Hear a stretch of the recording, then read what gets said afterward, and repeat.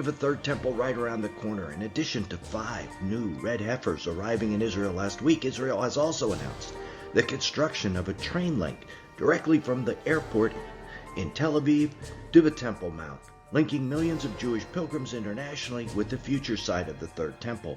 The government distributed brochures in ultra-Orthodox neighborhoods showing religious Jews riding the train to the Third Temple carrying animal and vegetable sacrifices.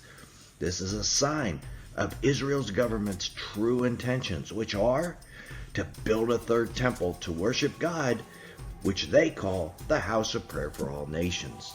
And the date that they're planning to complete the train link? 2023.